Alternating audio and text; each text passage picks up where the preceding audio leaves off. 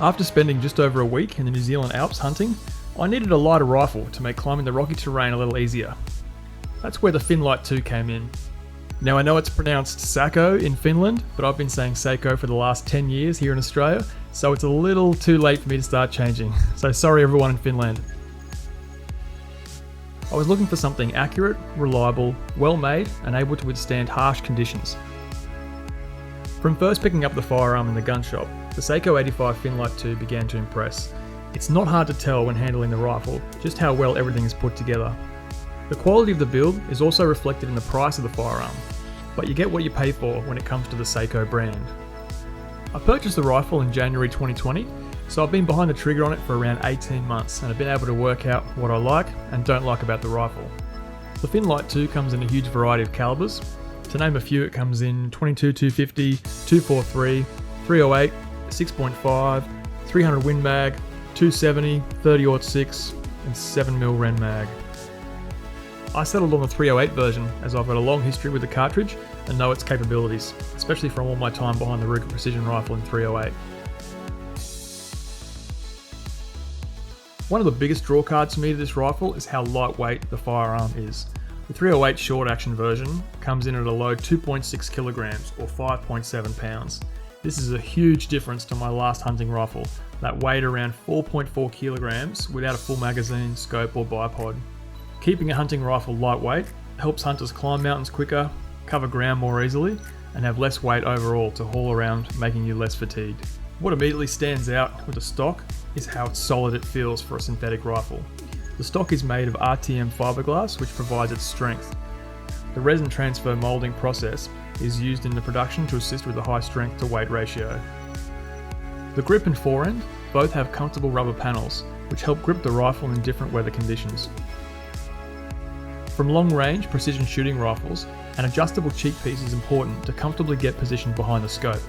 This feature on the Sako was another draw card when selecting the Finnlight 2, especially if you prefer optics with larger objective lenses. Once set, using the spring button, the height of the cheek piece is locked in place. The barrel on the Sako 85 Finnlight 2 packs features perfect for the hunter looking to have a durable and lightweight rifle for the mountains. The 308 version's barrel is 20.5 inches long. The barrel and action comes Cerakoted in a matte finish that helps to dampen any reflections that could give away your presence to nearby game. The fluting featured on the barrel also helps to reduce the weight of the rifle, which is a feature I was chasing for a lightweight setup. For those that aren't familiar, fluted barrels have grooves in the barrel of the rifle.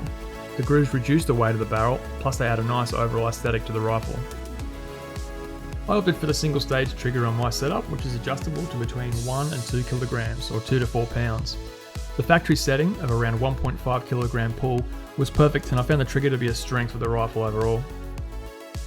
The rifle offers a smooth and intuitive safety. In the forward position it's ready to fire, and when in the rear it locks the bolt and the trigger. The bolt on the Finnlight 2 is a 3-lug bolt with controlled round feed and is very smooth. The bolt throw is 70 degrees and there hasn't been any issues extracting a variety of different ammunition used over the past 18 months. The magazine on the Finnlight 2 holds 5 rounds and is made of stainless steel with an aluminium follower.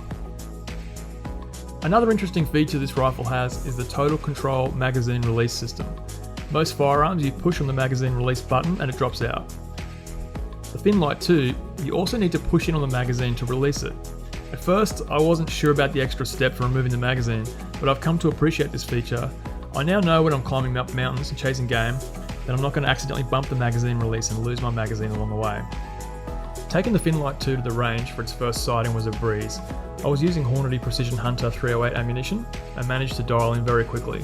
I shot 3 different groups of 3 shots at 100 yards on the first session, and all were under an inch with the optic dialed in.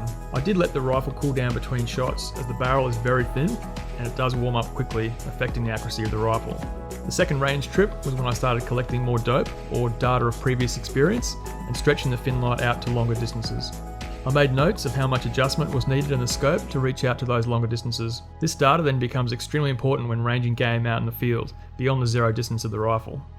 One standout difference from my bench rifles was the recoil of the Finnlight 2. I'm used to spending a lot of time sending rounds downrange on much heavier rifles, which soak up recoil a lot better compared to a lightweight rifle. It did take some adjustment getting used to the larger recoil. However, as it's a hunting rifle, it won't be sending nearly as many rounds downrange as a target rifle. When first sighting in the rifle, I had a Vortex Diamondback tactical scope and Leopold rings. However, I have used a few different scopes since owning the rifle, including the Steiner Ranger 6 and the Vortex PST Gen 2. There are other ring systems available, such as the Sako OptiLock system. However, my local gun shop had the Leopolds in stock, so I went with them. The Leopold rings were easy to fit, and the Finnlight's dovetails have been rock solid since then. The current optic on the setup is the Vortex Viper PST Gen 2. It's a 5-25 by 50 with a Tanabrix flip-up scope covers. The bipod's a Harris bipod, and it's got a neoprene scope cover over the top just for added protection out in the field. You can check out the scope covers and accessories in the description below. Out of the box, the Finnlight comes with a comprehensive manual, sling swivels and takedown tools. If the rifle's in your budget, it's a very good choice if you're looking at a dedicated lightweight hunting setup. The Sako 85 Finnlight 2 is extremely well made, light, and it's been a very accurate firearm. If you're looking at a lightweight hunting setup, I do recommend checking out the Finnlight 2 at your local gun shop.